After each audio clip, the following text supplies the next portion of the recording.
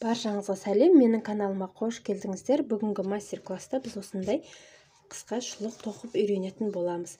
Тоқуды бастамас бұрын менің каналыма тіркеліп қоюды ұмытпаңыздар. Слиди тоқу үшін мен екі түрлі түстегі жіпті алдым.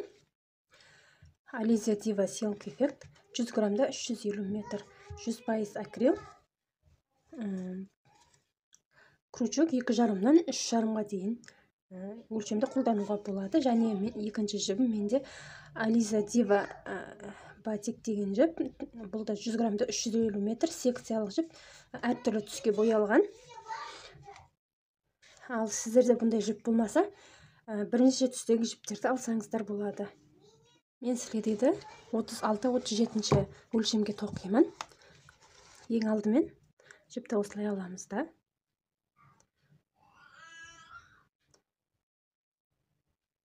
Бізде осындай сақина пайда болады. Осының ішіне столбиктер тоқитын боламыз.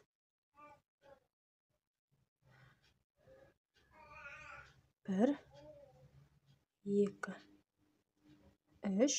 Бұл бізде бір столбик болып саналады. Енді осы сақинаның ішіне тағы да 11 столбик тоқитын боламыз. Жіпті осылай іліп аламыз крючокқа. Өткізіп сақинадан жіпті тартып шығарамыз. Жіпті іліп тартамыз. Тағы да іліп аламыз.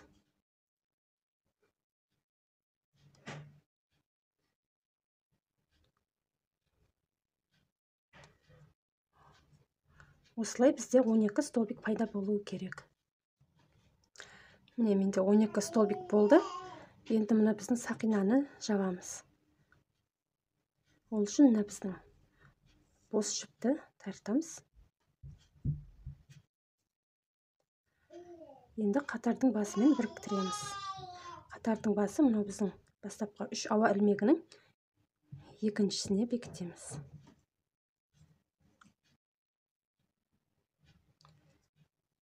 Міне осылай. Енді екінші қатарымыз 3 ауа ілмегі.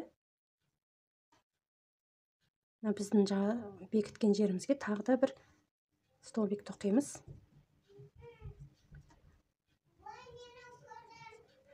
Енді келесі біздің столбикке 2 рет накидті столбик тоқимыз.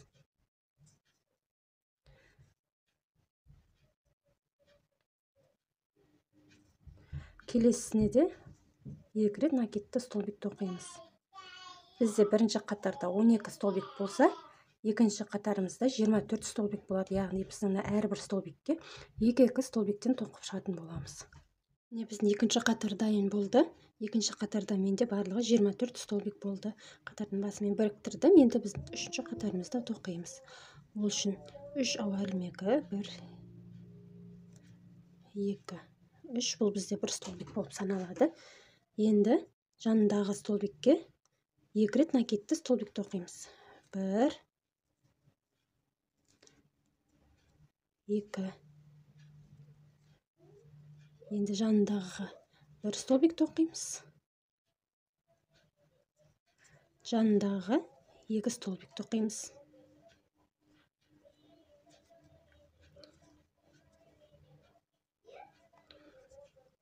Енді жанындағы 1, одан кейін 2, 1, 2. Солай кезектестіріп қатарды аяқтаймыз. Үшінші қатарда бізде 36 столбик болуы керек. Міне үшінші қатар дайын. Енді төртінші қатарымыз 3 ауа ілмегі. Одан кейінгі столбикке 1 рет накидті столбик. Одан кейінгісіне 2 рет накидті столбик тоқимыз. Яғни бізде 1 столбик, 1 столбик, 2 столбик. Одан кейін 1, 1, 2. Сондай ретпен қатарды аяқтаймыз.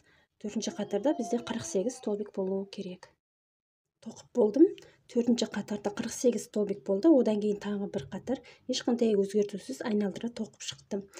Менің 36-37 өлшеміме осы жеткілікті. Бұл бізде слидидің базалық схемасы болып табылады. Кез келген слиди осындай басынан тоқудан басталады. Өзіңіздің өлшеміңізге сай қай қатарда неше ілмек болу керектігі жөнінде қалай есептейтіні жайында менің каналымда толық мастер-класс бар. Соған қарап өзіңіздің өлшеміңізге сай тоқып алсаңыз болады. Ал мен әрі қарай жалғастыратын боламын. Енді біз мынау негізгі өрнегімізді тоқып бастаймыз. Ол үшін міне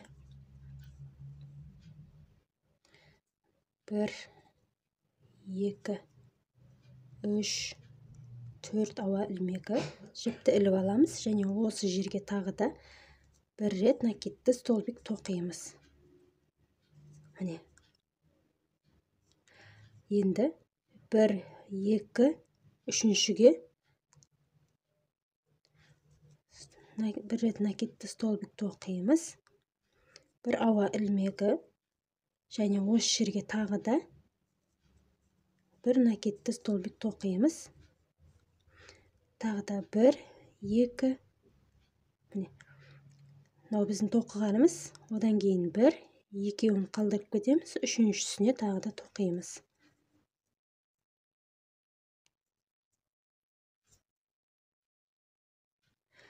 Осылай айналдыра тоқып шығамыз.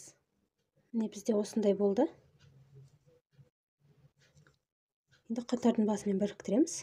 Міне 1 2 3-ші ауа ілмегіне іліп қосамыз. Осылай. Енді екінші түстегі жіпті аламыз. Екінші түстегі жіп.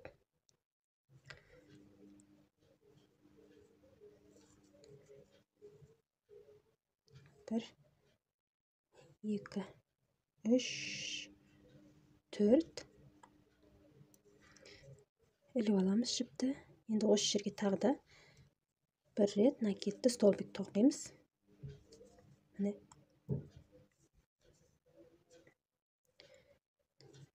Келесі біздің ұяшыққа бір рет накидті столбик, бір ауа ілмегі, және накидті столбик тоқимыз. Келесі ұяшыққа накидті столбик, бір ауа ілмегі, тағы да накидті столбик. Осылай қатарды бітіреміз. Міне екінші түспен тоқып болдық. Осылай болып жатыр бізде. Енді біріктіреміз. 1 2 3-ші ауа ілмегіне бекітеміз.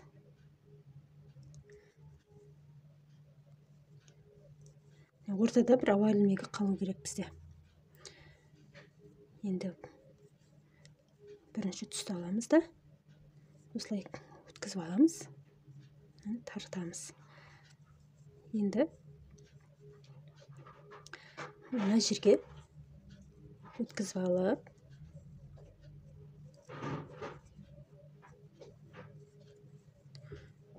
бір, екі, үш, төрт жіпті ілеміз. Осы жерге тағы да бір рет накидті столбик тоқимыз. Осылай болды. Енді мына жерге тоқимыз. Мынаған көрініп тұр ма?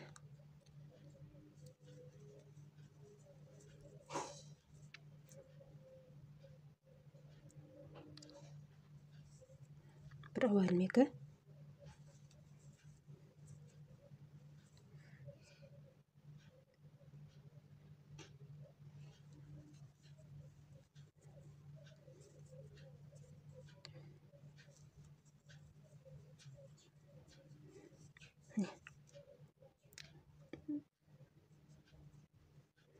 мына жерге тоқимыз.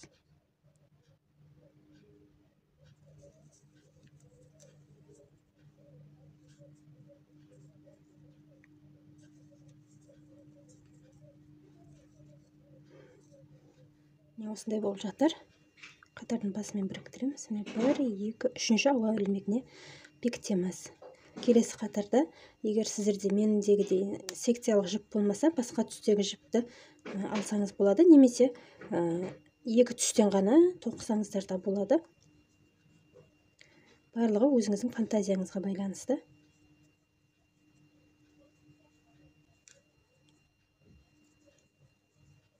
Бір, екі, үш, төрт.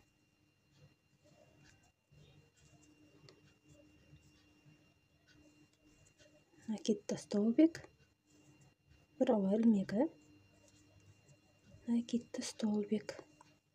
Осы екі әдіспен, мына екі түспен осындай өрнекті өзімізге қажетті биіктікке дейін тоқитын боламыз. Енді бұл жерде 1, 2, 3, 4, 5, 6, 7, 8, 9 қатар түрлі түсті жіппен және 1, 2, 3, 4, 5, 6, 7, 8, 9 қатар негізгі түспен тоқылған. Міне мен тоқып болдым. Осындай болып шықты менде. Енді біз мына өкше жағын тоқитын боламыз. Ол үшін міне мен белгілеп қойдым. Ортада 1, 2, 3, 4, 5. Осы 5 ұяшық мына алдыңғы бөлігі болып саналады да. Мына крючоктан бастап, мына белгілеген жерге дейін өкшесіне арнап тоқитын боламыз.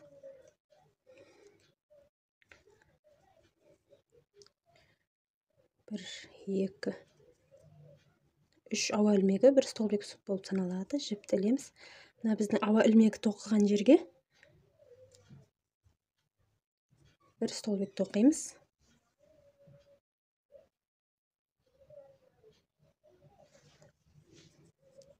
Одан кейін мына столбиктің басына бір столбик тоқимыз. Одан кейін мына столбикке бір столбик тоқимыз. Қайтадан мына ортадағы ауа ілмегіне бір столбик тоқимыз. Мына жерге столбик тоқимыз.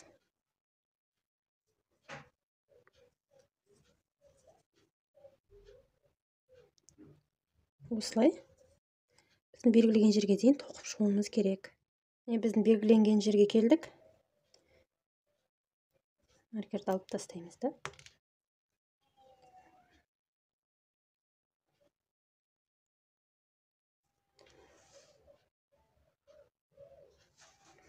Осылай. Енді айналдырамыз. 3 ауа ілмегі 1, 2, 3. Енді кері қарай тоқимыз.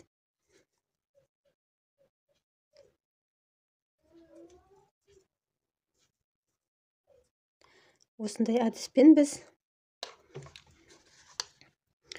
біріншісін тоқыдық. Енді 1, 2, 3, 4, 5, 6, 7, 8 қатар тағы тоқимыз. Сосын қысқартуды бастаймыз.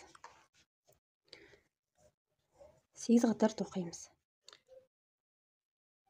Міне мен 9 қатар тоқып болдым. 10 қатардың ортасына келдім. Енді бұл жерде біз өкшесінің формасын келтіретін боламыз.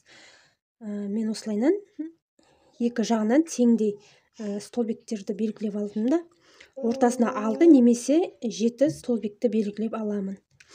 Міне осындай өкшесіне 2-3 сантиметр қалған кезде қысқартып столбиктерді өкшесінің дөңгеленкі формасын келтіретін боламыз.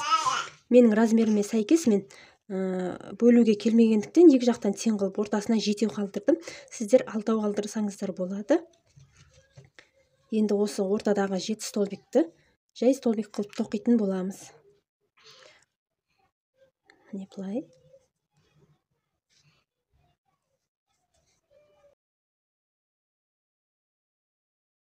Міне мен 7 столбикті жай столбикпен тоқыдым. Енді әрі қарай накидті столбиктер тоқимын. Міне мен 10-шы қатарды аяқтадым да, айналдырып 11-ші қатардың ортасына келдім. Енді бұл жерде біз қысқартуды бастаймыз. Ол үшін мына біздің жай столбиктерді қосамыз. Міне біріншісі, екіншісі, екеуін қосамыз. Ортадағы үшеуін жай ғана қоспай тоқимыз. 2, 3. Егер сіздерде бұл жерде 6 столбик болған болса, екеуден барлығын қосып шығасыздар. Менде 7 болғандықтан осылай жасаймын. Екеуін қосамын. Екі жақтағы екеуін қостық, біреу қылып, ортасындағы үшеуін солайынан тоқыдым. Әрі қарай накидті столбиктер тоқып қатарда аяқтаймыз.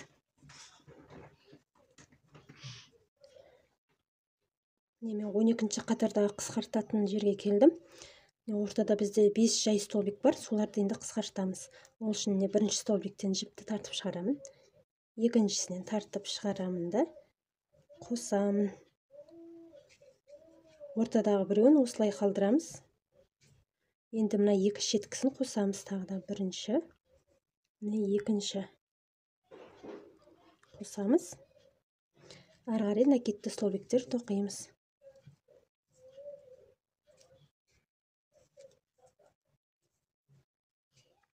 Міне бұл өкшесіндегі біздің соңғы қатарымыз. Ортада 3 жай столбик бар, осыларды біз қосамыз. Біріншісі, екіншісі және үшіншісі. Осы үшеуін қосамыз. Әрі қарай накидті столбиктер тоқимыз. Бізде осындай болды өкшесі. Енді осыны біз қосатын боламыз. Ол үшін былайынан аламыз. Ішкі жағына қалу керек тігісі.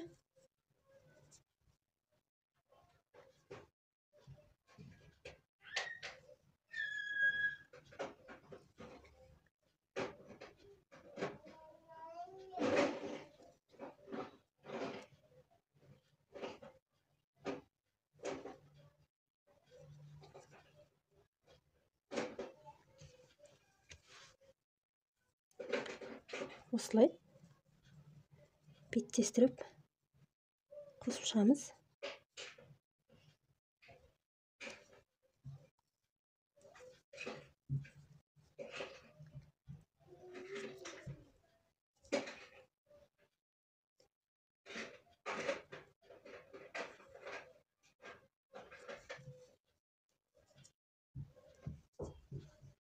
Бізде осындай тігіс болады.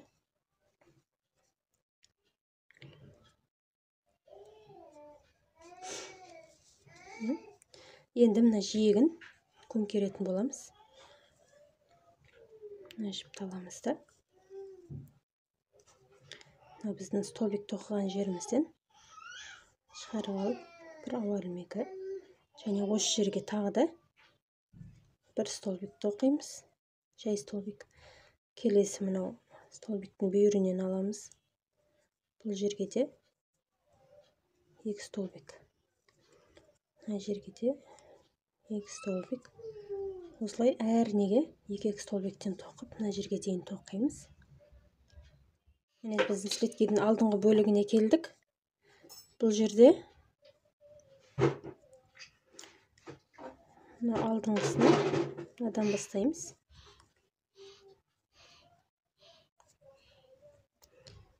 Ортаңғы ауа ілмекке 1 столбик тоқимыз. Мына жерге 1 столбик.